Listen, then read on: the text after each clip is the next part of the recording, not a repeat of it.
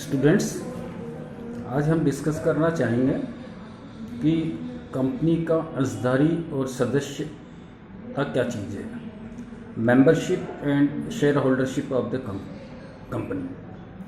आपको इस बात का पता है कि कंपनी की अंश पूंजी में योगदान देने वाला या कंपनी की अंश पूंजी का हिस्सा जो भी किसी व्यक्ति के पास है तो वो अंशधारी कहलाएगा। फॉर एग्जांपल, आपने किसी कंपनी के अंदर 100 शेयर्स ले रखे हैं तो you are the shareholder of the company. लेकिन आप कंपनी के मेंबर हैं, ये अलग चीज़ है। मेंबरशिप मोस्ट केसेस में जो शेयर होल्डर होता है वो कंपनी का मेंबर होता है, लेकिन कंपनी का मेंबर के पास शेयर हो ये ज़रूरी नहीं है। Membership is different things and share holder is different thing. हालांकि मोस्ट केसेस में जो शेयर होल्डर होता है वो कंपनी का मेंबर होता है। किसी भी कंपनी की मेंबरशिप के लिए 3 कंडीशंस इंपॉर्टेंट है, 3 कंडीशंस इंपॉर्टेंट है। नंबर 1 कंडीशन है कि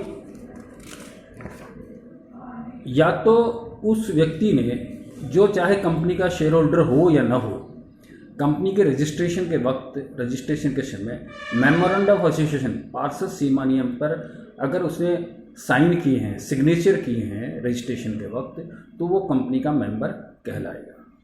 यानी at the time of registration of the company if any person has put signature on the memorandum of association then he is the member of the, he और she is the member of the company and वो company का beginning member कहलाएगा, यानी company का founding member कहलाएगा। तो एक तो ये कंडीशन है। दूसरी कंडीशन ये है कि किसी व्यक्ति ने कंपनी का मेंबर बनने के लिए अपनी रिटर्न में कंसेंट दी हो कि मैं कंपनी का मेंबर बनना चाहता हूँ, और कंपनी ने मेंबरशिप की इस कंसेंट को स्वीकार करके उसका नाम कंपनी के मेंबर्स के रजिस्टर के अंदर अंकित कर दिया गया हो, तो वो व्यक्ति मेंबर कहलाएगा, वो कंपनी का सदस्य कहलाएगा। तो फर्स्ट कंडीशन तो मेमोरेंडम ऑफ एसोसिएशन पे साइन करना है।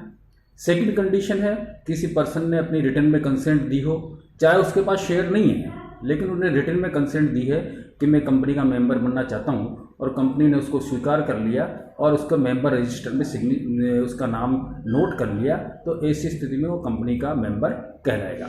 थर्ड इम्पॉर्टेंट कंडीशन होती है कि किसी व्यक्ति के पास कंपनी के शेयर्स हैं, he is the shareholder of the company, और वो रजिस्टर्ड शेयर होल्डर है कंपनी का, और डिपॉजिटरी NSDL या CDL के अंदर उसका नाम बेनिफिशियल ऑनर के रूप में दर्ज है, लाभकारी सदस्य के रूप में दर्ज है। तो ऐसी स्थिति में वो व्यक्ति कंपनी का मेंबर कहलाएगा, उसका नाम कंपनी के मेंबर के रजिस्टर के अंदर अंकित होगा। तो इम्पॉर्टेंट महत्वपूर्ण बात यह है कि किसी व्यक्ति का शेयर होल्डर होना ही इंपॉर्टेंट नहीं है। रजिस्टर्ड शेयर होल्डर है व्यक्ति, पर्सन कोई रजिस्टर्ड शेयर होल्डर है, और रजिस्टर्ड शेयर होल्डर होने के साथ साथ उसका कंपनी के मेंबर्स के रजिस्टर में उसका नाम नोट किया हुआ है, तो ऐसी पोजीशन में वो व्यक्ति कंपनी का मेंबर कहलाएगा, अन्यथा वो मेंबर नहीं कहलाएगा। फॉर एग्जांपल, आपने किसी एक्स कंपनी के 100 शेयर्स आज बाई किए है ना 13 अक्टूबर को, और 15 नवंबर को आपने 15 अक्टूबर को, नवंबर नहीं 15 अक्टूबर को 2 दिन बाद में आपने उन शेयर्स को बेच दिया। तो ऐसी स्थिति में आप कंपनी के शेयर होल्डर तो रहे 2 रोज, लेकिन कंपनी के मेंबर नहीं रहे।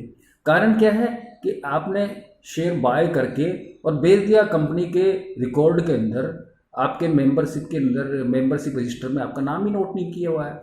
तो कंपनी के मेंबरशिप रजिस्टर में अगर आपका नाम नोट नहीं किया तो शॉर्ट ड्यूरेशन में नोट किया जाना संभव भी नहीं है। तो ऐसी पोजीशन में आप कंपनी के शेयर होल्डर होने के बावजूद भी मेंबर नहीं हो।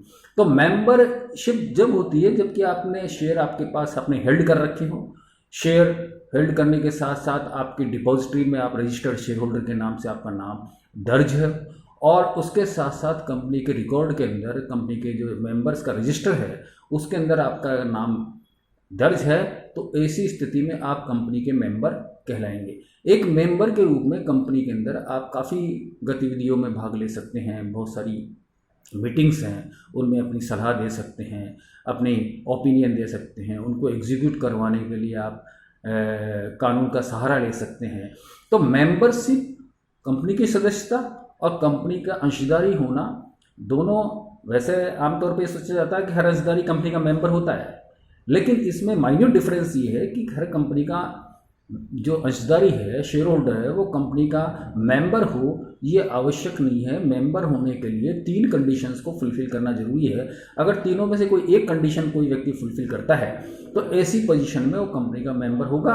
अगर वो फुलफिल नहीं करता है तो ऐसी स्थिति में वो कंपनी का शेयर होल्डर होने के बावजूद भी मेंबर नहीं होता है। तो ये दोनों कन्फ्यूजन बिल्कुल क्लियर हो जाना चाहिए कि शेयर होल्डरशिप और मेंबरशिप कंपनी की क्या क्या होती है। Thank you.